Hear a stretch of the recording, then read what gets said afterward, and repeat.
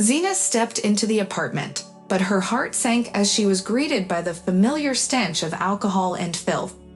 Lately, her husband Vasily and his father had been drinking excessively, not caring about the consequences of their actions. The hallway was dark, mirroring the somber state of their lives. As she entered, Zenaida was bombarded by the slurred and disgruntled voice of her father-in-law, Fyodor Stepanovich. He demanded more alcohol, unaware of the late hour and the chaos they were causing. Meanwhile, Vasily lay sprawled on the table, his face buried in an empty sauerkraut plate. Disgust surged through Zena as she glanced at the messy apartment, tainted by the negligence of these two men. Desperate to assert herself, Zenaida reluctantly replied to her father-in-law, firmly stating that there was no money for another bottle. Fyodor Stepanovich's reaction was threatening, his eyes devoid of any life or reason. While approaching his daughter-in-law menacingly, a bottle interrupted his movement, clattering loudly as it fell to the floor. Vasily, with only a momentary break from his slumber, tried to object but quickly retreated back into his drunken stupor. The grandfather continued his advance, fueled by a drunken hatred, his fists clenched in a display of aggression. He swung a fist at Zena, his intent clear and dangerous. "You brute!" Zenaida swiftly dodged, causing the blow to miss her, and tugged the drunkard away from her with force. He tumbled to the ground, struggling to regain his balance, flailing his limbs like an overturned beetle. Unwilling to witness the outcome of this chaotic spectacle, Zena rushed out of the room. The hustle and bustle of people in a hurry surrounded her as they scurried to the store, preparing for dinner.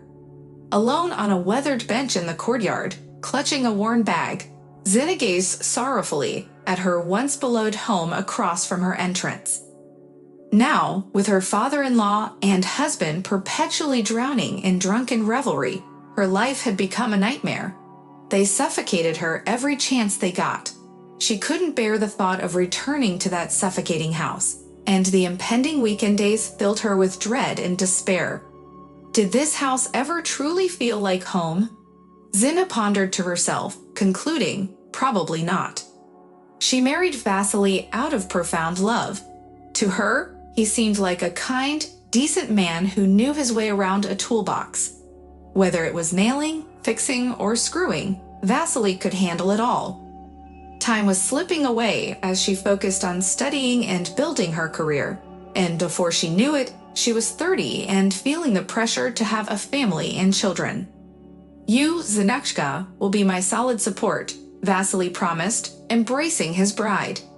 Zena didn't even mind the fact that Vasily sometimes smelled due to his father's farewell send-off. "It's just something my father and I did for courage before I left," he explained to appease her. Zena found solace in this explanation. "Well, he must love me so much that he gets really nervous before our dates," she reassured herself, as well as her mother and older sister Lena. "Daughter, that's not being nervous. It's plain disrespect towards you and our entire family," her mother exclaimed when Vasily and his father came to meet Zena's family in a rather intoxicated state. However, Vasily's mother assured Zena's family, "Oh, don't worry, they were just a little nervous. They only drink like this on special occasions." Once Zena, after having a heated argument with her mother and sister, married Vasily and moved in with him and his parents, she soon realized that there were many special occasions in this family. At first, it was just the father and son indulging themselves on weekends, from Friday to Sunday.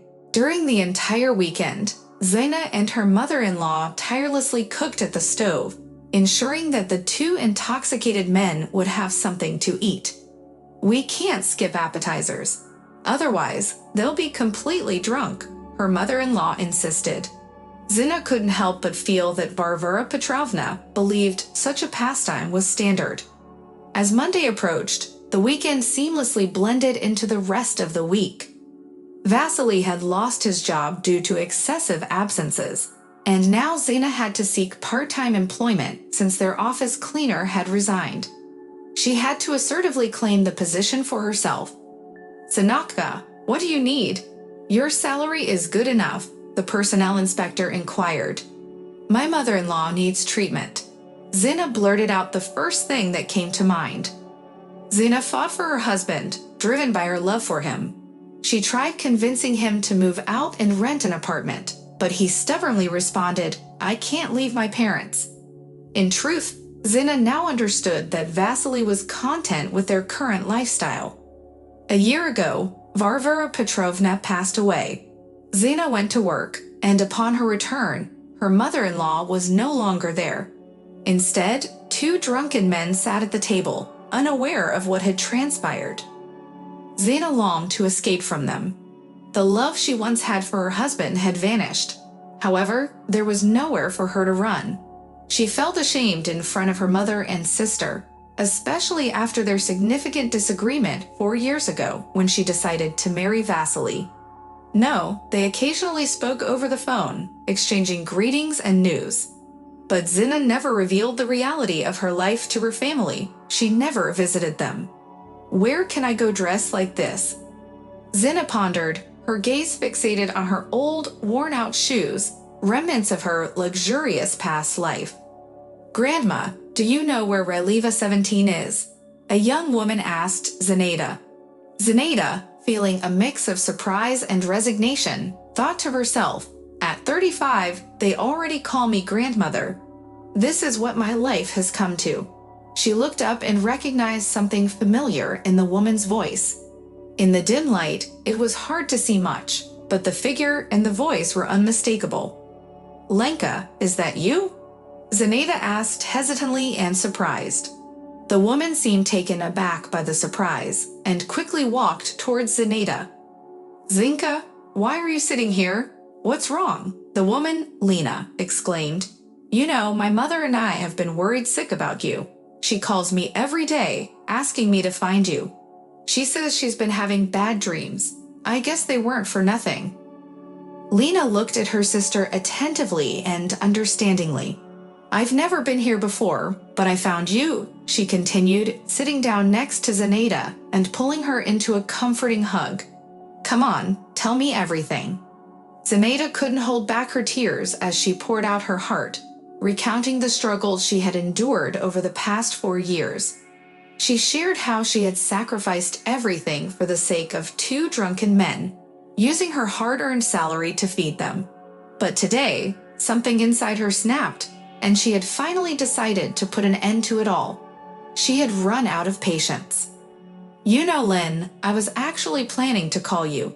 Zinaida sobbed, leaning on her sister's shoulder for support. Lena gently wiped her sister's tears away. Don't worry, we'll figure it out together. Let's go to my place. I'll call a cab. It's already dark, she suggested, determined to take care of Zinaida. But Len, it's inconvenient for you. You have a family. I'd rather go to Mom's. Zinaida cautiously objected. Lena frowned stubbornly and shook her head. No, we're going to my place first. It's not right for you to go see Mom in this state. Besides, it's just me. Alyosha is at her mother's today, and Nikita is away on a business trip for a week, she said, smiling affectionately as she guided Zinaida towards the car with a cab sign on the windshield.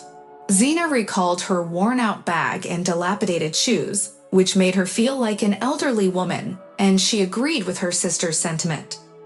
We shouldn't scare Mom like that, she thought. When they finally arrived at Lena's house, Zina caught sight of their reflections in the hallway mirror. Lena appeared to be 10 years younger than Zina, despite being a year older. An unpleasant comparison, Zinaida mused. The next morning, Lena woke her sister up early, exclaiming, "Wake up, sleepyhead. We have a busy day ahead." She cheerfully pulled open the curtains. "Oh, Lena, I haven't slept this well in 4 years. It's so wonderful here," Zina said while stretching. "Come on, sister, let's have breakfast. Afterwards, we can pick out some clothes for you from my closet for the first time," Lena suggested. They sat at the table, enjoying their breakfast in peaceful silence, reminiscing about their childhood and sharing laughter. Their hearts were light and at ease. Afterward, Lena rummaged through her closet and retrieved an elegant form-fitting dress, a stylish black jacket with a tailored cut, new low-heeled shoes, and a leather handbag for Xena. "Here, try these on. They should be a perfect fit," Lena said as she handed the clothes over. "All of this is for me," Xena exclaimed, surprised. "Of course it is. Just hurry up. We still need to go to the beauty parlor," Lena replied. Within 10 minutes, Xena stood before the mirror, admiring herself in her new attire. What a joy it is to have something new. Especially after not buying anything for years, Xena thought happily, observing her reflection. Her complexion and hairstyle were far from ideal, but her eyes sparkled and a smile graced her lips. "Oh, Zinka, oh my, you look stunning," Lena exclaimed from the doorway, admiring her sister's transformation. Lena had urged her sister to hurry from the early morning hours, and now they had spent half the day at the salon. But the time and effort were worth it. Xena could hardly recognize herself in the mirror. It was as if those dreadful years spent with alcoholics who had drained her of all her strength had never happened. "All right, we're all set. Now we can go see Mom," Elena said with satisfaction, after scrutinizing her sister from every angle. On the way, Xena made a quick stop to buy their mother's favorite chrysanthemums. When they arrived, their mom couldn't hold back her tears, clutching Xena tightly in her arms.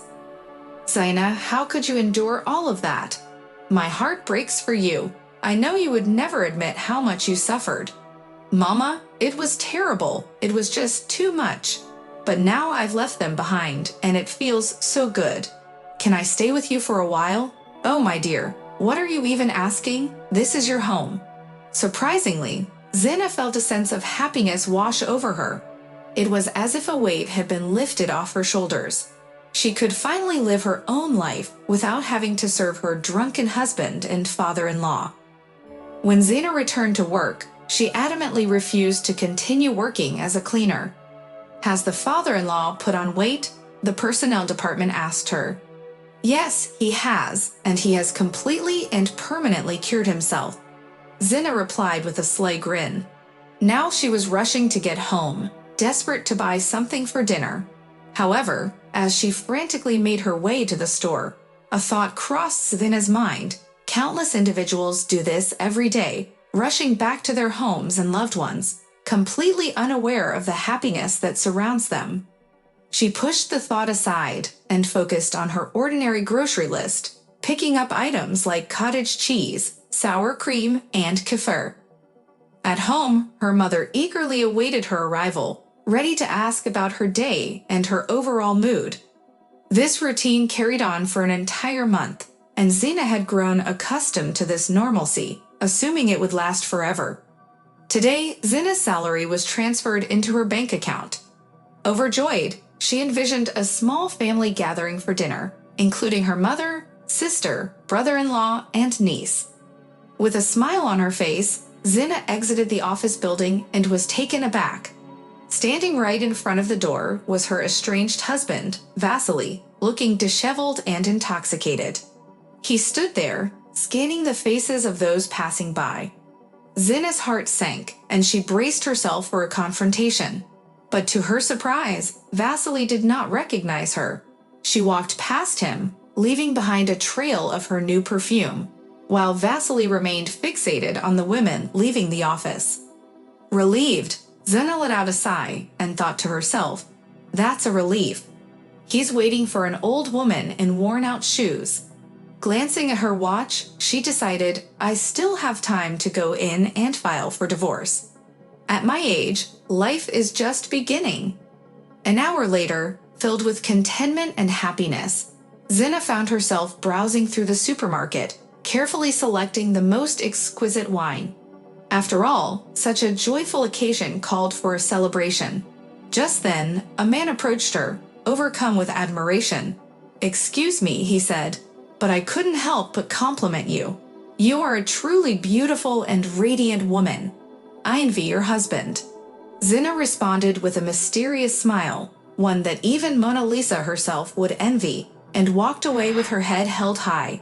She knew that her journey was just beginning, and she had a world of possibilities ahead of her.